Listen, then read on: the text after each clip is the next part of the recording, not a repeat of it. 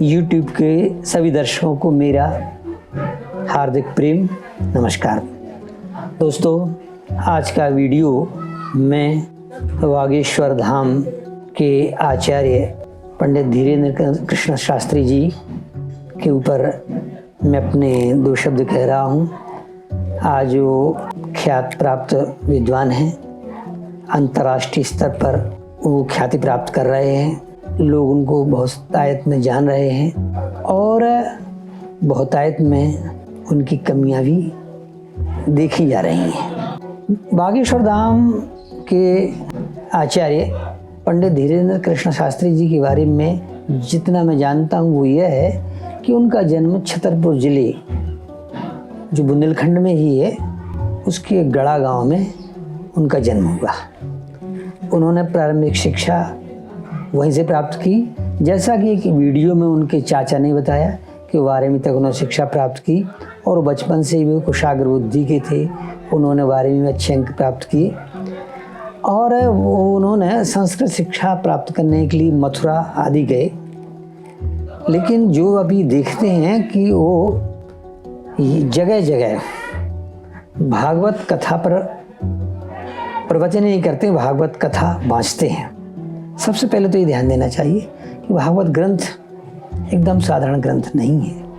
उसका वाचन करना एक ज्ञान की कसौटी पर उतरना है। भागवत जो है विद्वानों की परीक्षा है। भागवत हर व्यक्ति नहीं बाँच सकता है, तो उन्होंने अध्ययन किया होगा संस्कृत का, तब तो भागवत बाँचते हैं। फिर जैसे कि कोई कह सकता है कि भागवत कोई बाँच सकता है, नहीं बाँच सकता है।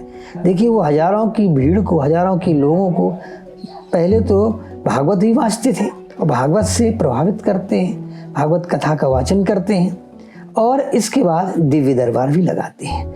दिव्य दरबार में जैसा कि हमने वीडियो वगैरह देखे हैं, सभी देखते हैं, वो व्यक्ति के भूत भविष्य वर्तमान के विषय बता देते हैं। देख रहे हैं तमाम पत्रकार भी जो उनका स्वयं अध्ययन करने गए, मतलब जो उनकी कमियों को जांचने गए, ऐसे लोगों को भी उन्होंने सामने लाया और उनसे कहा कि तुम्हारा नाम ये है, तुम्हारे पिता का नाम ये है, तुम मेरी परीक्षा लेने के लिए आए हो। तिवारी है जी गुरुजी। क्या तुम्हारे भाई ने अभी मकान बनवाया है? जी, गृह प्रवेश किया है 2 दिन क्या पहले। तुम्हारी भतीजी का नाम अभिषी है? जी गुरुजी। आज के बाद अब अंधविश्वासी कहना बंद कर देना। सबसे पहली बात तो ये है कि इतने हजार लाखों व्यक्तियों जो उनके पास जाते हैं, उनको बताते हैं, तो उनमें कुछ तो ज्ञान होगा ही और बहुत ज्ञान होगा। लोग कहते हैं जादूगरी विद्या है, तो ऐसी जादूगरी विद्या दी है तो किसी कॉलेज यूनिवर्सिटी आदि में तो ऐसा नहीं देखा गया। बड़े बड़े विद्वानों से मेरा साहचर्य हुआ है, उनके दर्शन करने का, नज़दीक रहने का, एक प्राध्यापक होने के नाते मैं जानता हूँ। हमने किसी प्राध्यापक के द्वारा ऐसा नहीं सुना गया कि उन्होंने कुछ इस तरह से बता दिया हो। इसका मतलब है कि कुछ दिव्य ज्ञान तो है। अब दिव्य ज्ञान के विषय में हमारे भारतीय ग्रंथ कहते हैं कि देश सिद्धों, ज्ञानियों, दैवज्ञों, भविष्य वक्ताओं का देश है। संस्कृत के नाटकों, संस्कृत के ग्रंथों, दंडी का दश कुमार चरितम, रत्नावली, नाटिका आदि ऐसे तमाम ग्रंथ हैं जिसमें दैवज्ञों का वर्णन है, भविष्य वक्ताओं का वर्णन है। जैसे राजा दिलीप वशिष्ठ जी के पास जाते हैं, कहते हैं मेरे कोई संतान नहीं है, तो वो दिव्य दृष्टि से देखते हैं कि तुम्हारे संतान होगी और तुमसे ये हुआ था पहले, अब तुम गाय की सेवा करो, तुम्हें संतान होगी। तो ये तो भारत की परंपरा ही है। और भारत ही नहीं, भारत के अन्य देशों में भी ज्योतिष और भविष्य वक्ताओं, भविष्यवाणी करने वालों के नाम प्राप्त होते, उनकी भविष्यवाणियाँ समाचार पत्रों या टीवी के माध्यम से दिखाई देती हैं। तो भविष्य वक्ता तो जो है हर जगह भी हैं। तो अगर हर जगह हैं तो बागेश्वर धाम के आचार्य जी जो भविष्यवाणी कर रहे हैं, तो उसमें किसी प्रकार की कमी की गुंजाइश मुझे दिखाई नहीं देती है। अब जब जैसे ये भी है कि जो हमारे शास्त्र में ये मनुस्मृति है, शिवपुराण, अन्य अन्य ग्रंथों में, तमाम जगह ग्रंथों में ये भी कहा गया है कि स्त्रियों को, कुलवधुओं को, युवतियों को जो प्रश्न भागने वाले हैं या प्रश्न भागने वाली नारियां हैं, यानी भविष्य बताने वाली नारियां हैं, पुरुष हैं, उनके संपर्क में नहीं रहना चाहिए, ये भी लिखा है। तो अगर वहाँ नारियां जाती हैं तो उसमें बागेश्वर धाम का क्या दोष है? कोई दोष नहीं है। फिर वहाँ अभी तक कोई ऐसी घटनाएं, कोई ऐसी चारित्रिक घटना नहीं सुनने को मिली जिससे उनके चरित्र पर लांछन लगाया जा सके।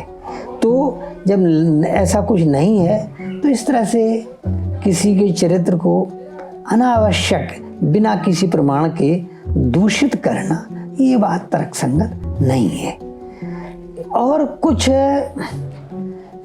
जैसा कि दिखाया जाता है कि जो लोग कह रहे हैं जिनका उनसे कोई लेना देना नहीं, कोई उनके साथ उन्होंने कुछ ऐसा प्रश्न या भविष्य बताने वाली कोई बात भी नहीं की है, तो उनको ऐसा झूठा मिथ्यारोपण करने की बात मुझे उचित नहीं लगती है। श्रद्धा उन्मूलन समिति के एक कार्यकर्ता हैं, अध्यक्ष हैं श्याम मानव जी, वो भी अच्छा काम कर रहे हैं महाराष्ट्र में। मैं ये नहीं कह रहा हूँ कि सभी जितने भी संत हैं, महंत हैं, सब बहुत अच्छे हैं, नहीं। जैसे अब जितने किसी का नाम लेने की ज़रूरत नहीं, हज़ारों की संख्या में सब लोग जानते हैं कि जेलों की सलाखों में है, व्यभिचारों में है, और संतान आदि के प्राप्त करने पे व्यभिचार वगैरह भी होता है, ये भी है। भविष्य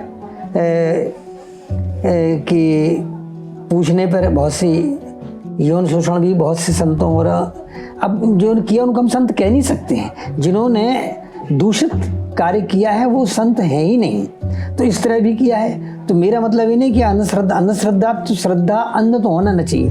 परखिए, अगर सही है तो आप उसका लाभ लीजिए, नहीं है तो आगे बढ़ जाइए।